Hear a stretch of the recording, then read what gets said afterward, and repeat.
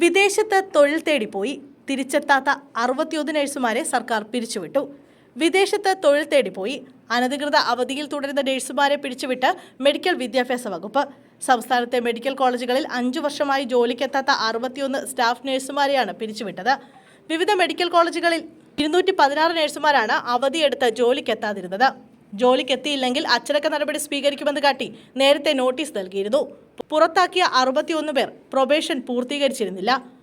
മുൻകാലങ്ങളിൽ 20 വർഷം വരെ ശമ്പളമില്ല അവധിയെടുത്ത് വിദേശത്തും മറ്റും ജോലി ചെയ്ത ശേഷം വിരമിക്കുന്നതിന് തൊട്ടുമുമ്പ് സർവീസിൽ തിരിച്ചു കയറി പെൻഷൻ വാങ്ങുന്ന പതിവുണ്ടായിരുന്നു.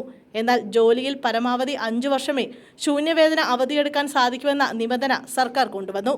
മുൻപ് ഡോക്ടർമാരായിരുന്നു സ്വകാര്യ ആശുപത്രികളിലും വിദേശത്തും ജോലിക്കായി ഇങ്ങനെ അവധിയെടുത്ത് മുങ്ങിയിരുന്നത്. ഇങ്ങനെ 36 ഡോക്ടർമാരെ ഈ മാസമാദ്യം പിരിച്ചുവിട്ടിരുന്നു. സംസ്ഥാനത്തെ മെഡിക്കൽ വിദ്യാഭ്യാസ വകുപ്പിന് കീഴിൽ 1961 സ്റ്റാഫ് പാറ്റേൺ പ്രകാരം 10 രോഗികൾക്ക് ഒരു നഴ്സ് വേണം. എന്നാൽ മിക്ക സർക്കാർ മെഡിക്കൽ കോളേജുകളിലും വാർഡുകളിൽ 40 രോഗികൾക്ക് ഒരു നഴ്സ് പോലുമില്ല. ഒരു വാർഡിൽ ഒരു നഴ്സ് എന്ന രീതിയിലാണ് ഇപ്പോൾ തുടരുന്നത്. വാർഡിൽ 100-ലേറെ രോഗികളുണ്ടായാലും ഒരു നഴ്സ് മാത്രമേ ഉണ്ടാകൂ. ആശുപത്രി വികസന സൊസൈറ്റികൾ മുഖേന താൽക്കാലിക അടിസ്ഥാനത്തിൽ നഴ്സുമാരെ എടുത്താണ് മെഡിക്കൽ കോളേജുകളുടെ പ്രവർത്തനം മുന്നോട്ട് കൊണ്ടുപോകുന്നത്.